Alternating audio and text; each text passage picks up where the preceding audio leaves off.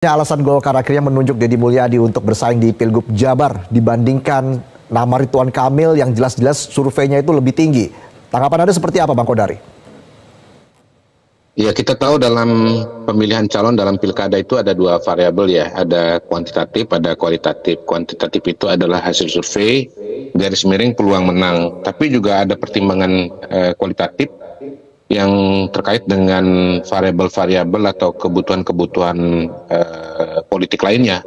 Misalnya dalam kerangka menunjukkan loyalitas Partai Golkar kepada Prabowo Subianto sebagai presiden terpilih yang akan datang, dan dalam kerangka memperkuat posisi Golkar dalam kabinet yang akan datang, maka kemudian Golkar mengalah kepada Partai Gerindra.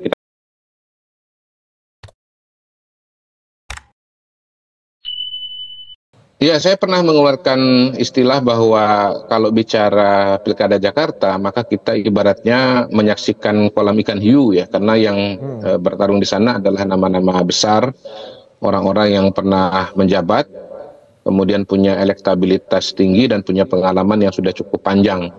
Anies Baswedan walau bagaimanapun adalah mantan calon presiden, lalu dia adalah petahana gubernur, kemudian Ahok juga pernah jadi gubernur, sebelumnya wakil gubernur, dan Ridwan Kamil seperti sudah saya sampaikan tadi, dia sendiri juga tidak bisa dianggap enteng walaupun tidak pernah memimpin di Jakarta, tetapi dia bahkan pengalamannya sudah 2 kali menjadi kepala daerah. Dan dalam konteks itu bisa kita katakan bahwa sebetulnya 3 orang ini sama-sama menarik karena mereka sama-sama punya pengalaman teknis dalam menjalankan pemerintahan.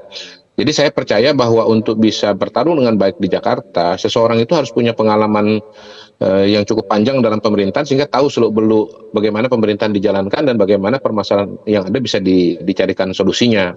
Dan dalam konteks itu Ridwan Kamil adalah calon terbaik dari Koalisi Indonesia Maju ketimbang nama lain-lainnya gitu ya. Soal Yusuf Hamka misalnya sempat mencuat, menurut saya itu kan lebih kepada upaya Golkar di awal untuk iming-iming agar Ridwan Kamil tidak dipaksa ditarik ke Jakarta, tetap di Jawa Barat gitu. Tapi dari awal saya sudah melihat iming-iming itu sesuatu yang sulit terwujud. Karena kalau kita ingat munculnya Yusuf Hamka atau Babah Alun ini itu ketika dipasangkan dengan Kaisang sebagai calon gubernur. Nah, kita tahu bahwa komposisi kursi di Jakarta Golkar cuma punya 10, kemudian PSI cuma 8, kalau digabung 18, sementara syaratnya adalah 22.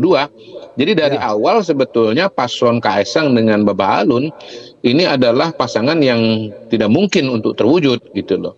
Belum lagi kalau kita bicara variabel elektabilitas dan yang lain-lain yang notabene sudah kita ketahui semua berdasarkan hasil survei bahwa berat untuk bisa melawan Anies dan melawan Ahok. Nah, satu-satunya dari Koalisi Indonesia Maju pada hari ini yang bisa ditandingkan ya di gelanggang Pilkada Jakarta adalah Ridwan Kamil. Saya kira kebutuhan untuk mengajukan calon yang pilih tanding atau layak tanding di Jakarta itu mengerucut kepada nama Ridwan Kamil, dan itu juga menjadi mutual understanding bagi semua partai politik.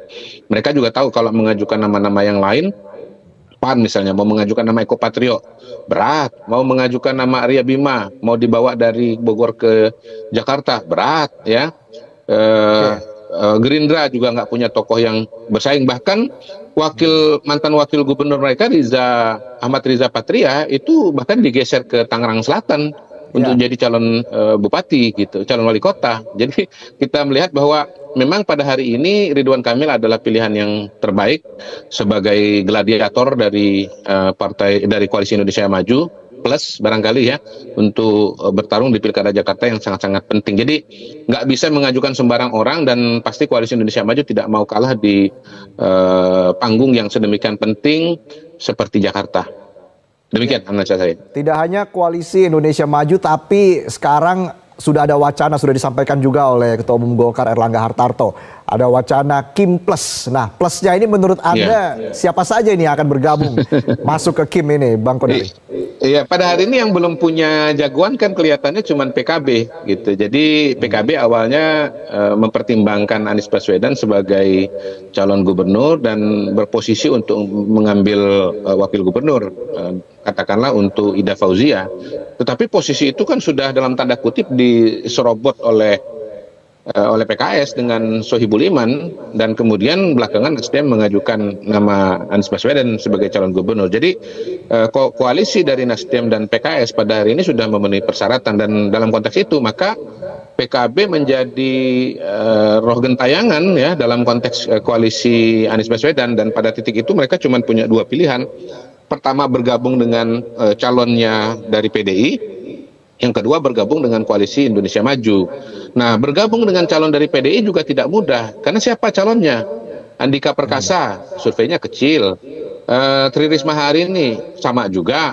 Satu-satunya kader partai PDI Perjuangan yang besar pada hari ini Ahok. Tetapi kita semua tahu bahwa Ahok punya problematika tersendiri berkaitan dengan pilkada yang lalu tahun 2017.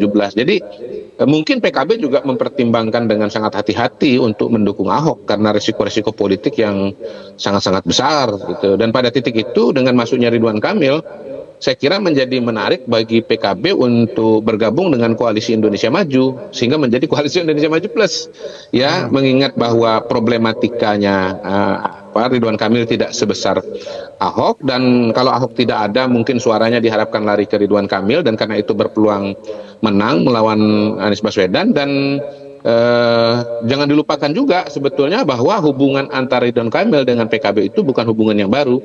Pada saat Ridwan Kamil maju sebagai calon gubernur Jawa Barat 5 atau 6 tahun yang lalu, partai pendukungnya salah satunya adalah PKB. Jadi sebetulnya PKB dengan Ridwan Kamil itu udah kenal cukup lama, dan itu bisa menjadi pintu atau jembatan sekaligus legitimasi bagi PKB untuk mendukung Ridwan Kamil dalam pilkada di Jakarta.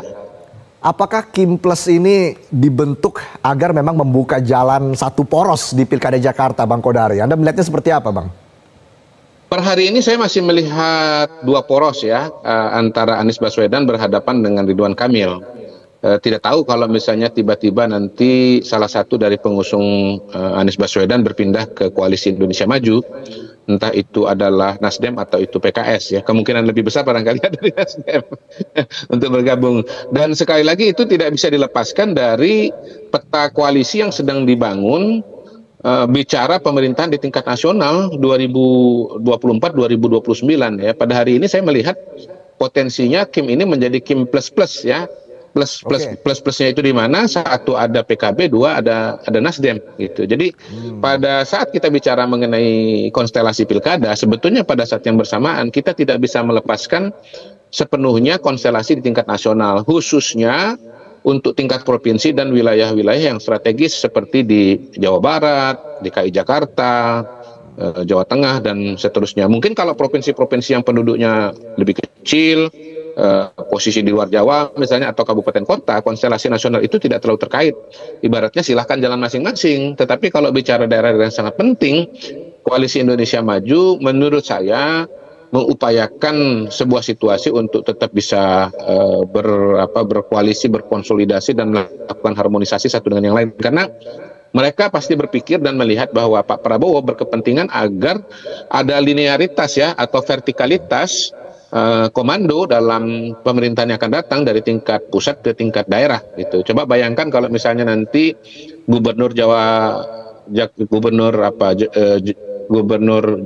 Jakarta misalnya oposisi ya terhadap Pak Prabowo misalnya, tentu akan kesulitan untuk melakukan sinkronisasi, apalagi kalau ada elemen-elemen personal di masa lalu. Misalnya Pak Anies pernah memberikan skor 11 dari 100 misalnya kepada Pak Prabowo. Itu mungkin bagi sebagian orang sesuatu yang sudahlah, merupakan sesuatu yang terjadi di masa lalu dan bagian dari dinamika di Pilpres. Tetapi mungkin bagi sebagian orang sesuatu yang cukup membekas dan bisa mempengaruhi pola-pola komunikasi dan hubungan politik ke depan.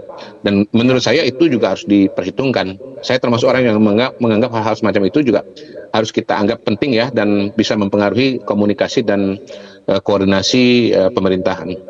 Jadi Anda masih berpendapat peluang satu poros hingga saat ini masih sangat kecil untuk Pilkada Jakarta, begitu ya Bang Kodari? Artinya memang peluang kecenderungannya ya.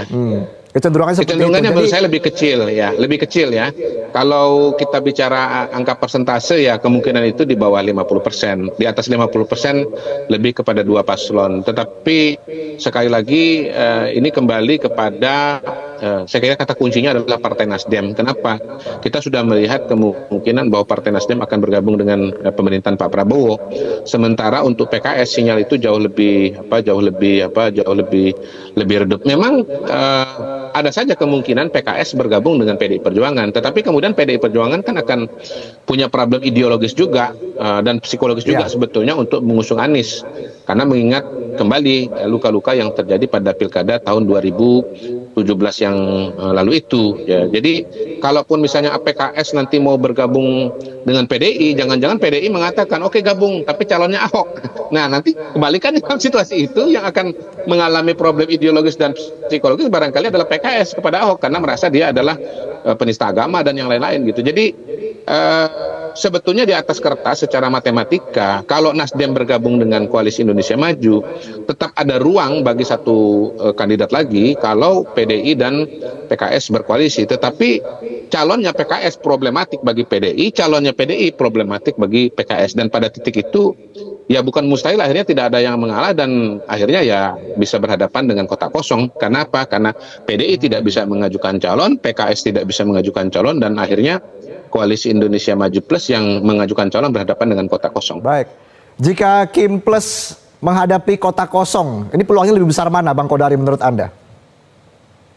Saya belum berpikir sampai sana ya, karena per hari ini itu adalah skenario yang least possible, yang paling tidak mungkin terjadi kalau menurut saya. Tetapi kalau melihat pengalaman pengalaman Ridwan Kamil sebagai kepala daerah, kemudian kebetulan juga dia adalah tetangga Jakarta, lalu dia sendiri juga orang yang punya latar belakang ilmu arsitektur dan menguasai katakanlah manajemen tata kota, dan dia juga punya kekuatan di media sosial. Saya kira dia punya kemampuan untuk mempenetrasi dan mempengaruhi masyarakat Jakarta untuk bisa percaya kepada kemampuan dia untuk bisa memperbaiki Jakarta dan membuat Jakarta menjadi lebih baik. Paling tidak Ridwan Kamil bisa menunjukkan problem-problem yang ada di Jakarta dan solusi-solusi yang dia siapkan untuk mengatasi hal tersebut. Dan dalam konteks itu kelihatannya Ridwan Kamil punya peluang untuk lebih mungkin dipilih ketimbang kotak kosong.